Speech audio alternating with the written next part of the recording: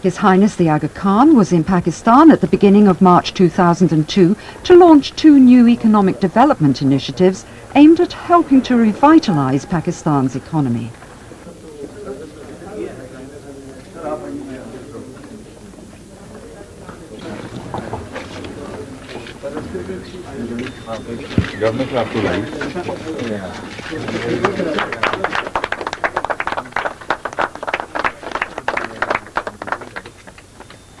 The first of these initiatives is intended to give economic opportunities to the very poor by making available microcredit facilities. We are gathered here today not simply because we share the view that the poor must be enabled to overcome their circumstances. It is because we firmly believe that the disadvantaged amongst us must be able to build a sound and secure future with dignity and pride, and not merely to survive. The First Microfinance Bank seeks to marry entrepreneurship with capital formation. It will give people scope to expand their economic base and over time to support diversification beyond traditional small enterprises. The bank will also endeavor to introduce good practices, ethical precepts, and the highest standards of rectitude in the conduct of business. I remain hopeful that over the next few years, the bank will be able to expand further its approach to poverty alleviation via services related to housing finance, micro seed capital, and skills development. A focus on opportunities for the development of female clients will also be a major objective of the bank.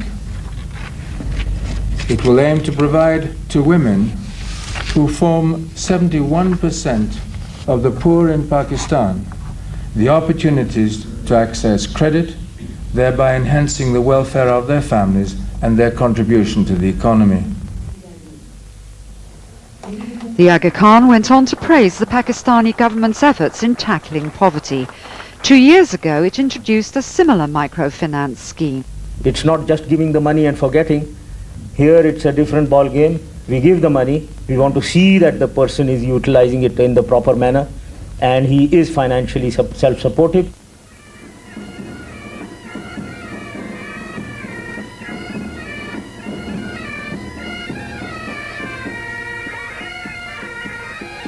After lunch, President Musharraf and the Aga Khan opened the Serena Hotel in Islamabad, which is more than just a physical and investment landmark for the region. The Islamabad Serena stands as a visible, tangible expression of the commitment of the Aga Khan Fund to the economic development of Pakistan. Of all industries, tourism is probably the greatest creator of jobs, for its capacity to draw on all levels of the labor force in terms of education and skills, and all types of enterprises, from family businesses to international corporations. It can stimulate broad areas of the economy that service the leisure industry, ranging from agriculture to light industry and handicrafts, from the construction industry to those industries related to interior decor, such as the furniture industry and textiles. Then the Aga Khan made an unexpected departure from his prepared speech.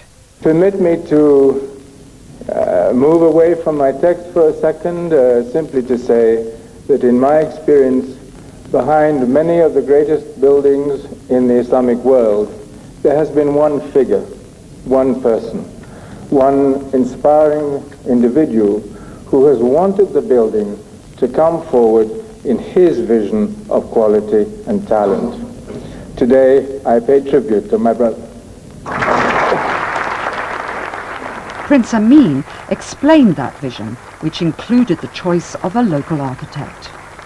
In line with our Serena Hotel development ethos, which focuses on promoting local forms of architecture, on reflecting and expressing local cultures, and essentially on molding the Serena brand of hotel projects around local themes, careful selection of an architect was made. We chose a Pakistani citizen, Mr. Nair Ali Dada. Several months were therefore spent on developing a brief that was later converted at the hands of skilled draftsmen into professional working drawings, which thereafter, given form and shape by superb craftsmen, became the structure that you see today.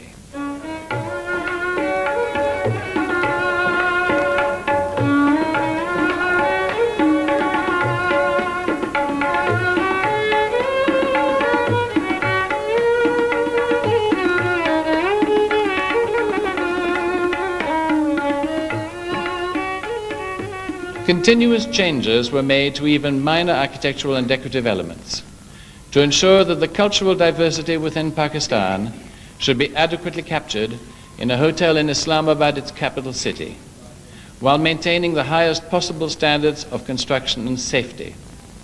Safety for clients and for the building itself, since this is, after all, an area of seismic activity.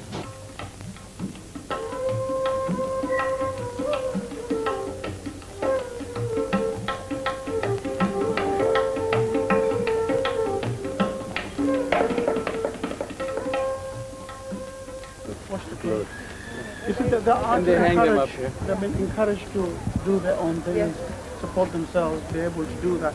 But you see, the important thing is you've got their security, which is really important from us. But then far away from the city, nobody can come and actually create a problem. In Karachi, Begum Inara Aga Khan, Honorary President of Focus Humanitarian Assistance, went to review Focus's work with Afghan refugees who are temporarily housed in transit centres.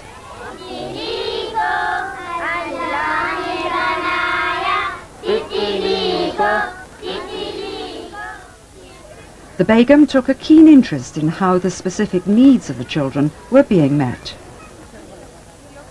All of these refugees have since been either resettled or have returned to Afghanistan. Perhaps the greatest lesson of the tragedy of conflict that has recently engulfed this region is the need to attack its true roots. These lie not in religion or in corruption, but rather in deprivation, poverty, exclusion, and lack of opportunity, and therefore hope.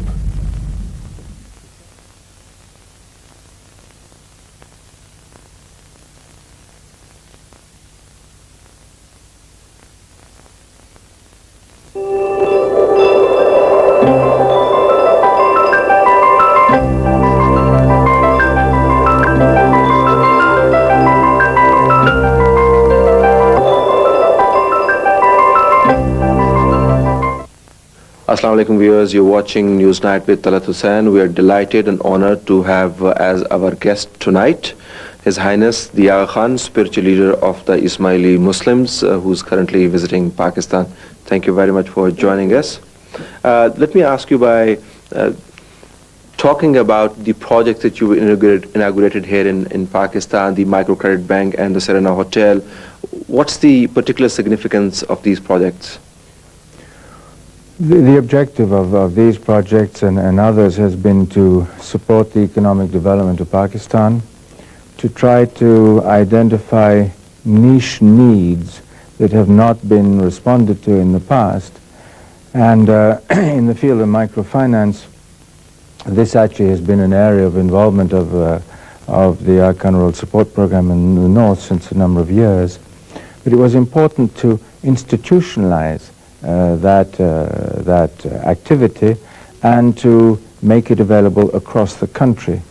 New legislation brought in by the government has enabled non-governmental organizations to enter into the microfinance field, and it is without any doubt one of the most important support systems to fight particularly poverty, because in effect what you're doing is you're providing banking to segments of the population that cannot access commercial banking. In the other area, Islamabad needed a new hotel. The economy of Pakistan needs to be further diversified. The leisure industry is an important industry, and this is another hotel amongst the 6, I think, which are in this country. That sums up these two projects, but these are not the only ones that your network and foundation is supporting. The viewers would be interested in knowing your insights onto how this model that you have been able to put forward is so successful. Is there what goes into this model actually? Well, I think a number of issues, and I feel very flattered by your comments. But essentially, the notion is that the Arkan Development Network is a support system to a national initiative in the countries where we work to enhance the development processes, to speed them up, to add quality. And so the first thing is to identify the needs. The Arkan University, for example, identified the need of quality higher education in Pakistan. This is not a specific issue for Pakistan. Many countries in the developing world need much more sophisticated, higher quality, higher level education. The next point is that if you create new capacity, it's important to bring to that field, whatever it is, a sense of quality. So what we have tried to achieve is a notion of best practice. In the 60s, the 70s, there was a long debate, a political debate, as to whether developing countries could afford quality. I think that argument doesn't exist anymore, in the sense that developing countries, like all countries, need quality institutions. So our objective has been to try to establish as a goal best practice in what we're doing.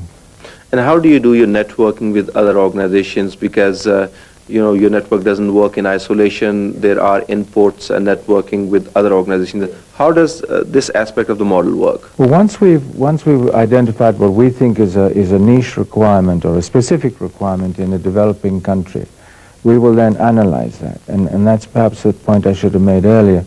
The quality of the diagnostic of the issue and of the design of the response takes time and work and reflection. Once we're satisfied that we have more or less addressed the problem, then we will seek partners, either within the country or outside, to work with us.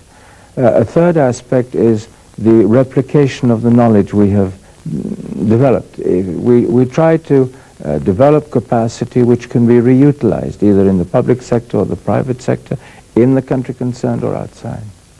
Monitoring, that's a very important issue. There has been no dearth of project conceived and designed to address these basic issues that your network addresses, but somehow because of faulty monitoring they just fall on the wayside and then nobody talks about them. How does your monitoring system work? We have a rigorous monitoring system, and I think that what I've tried to encourage is to have people move away from the sense of shame if mistakes are made. If mistakes are made, the question is, can they be corrected? How can they be corrected? But if failures of any sort are just pushed under the carpet, in the end they eat into the carpet and it's the carpet that's gone. So it's not just a question of having enough finances, it's also a whole lot of other things. Talk about also, if you please, Your Highness, the efficient use of resources, because there's a debate raging in Pakistan that, well, perhaps in the education system, for example, a lot of money is coming in, but it's not a problem of money, it's the way you utilize it. Tell us also about that aspect of the model. I think that, in the last decades, one of the things that's come across in development work has been strategizing public service, social service delivery. And countries need to relook at their objectives in education, in healthcare. They need to make sure that they correspond to demographic needs, to changes in demand. And my sense is that that process of strategizing is one which needs more time and effort. And it really should not be a political debate. It's actually a highly technical debate as to how you educate future generations of a given country for their future. And I think that is in the process of happening now, but it is an ongoing exercise, let's be quite frank about it. As the economy of a country changes, the education for future generations has to adapt to those projections.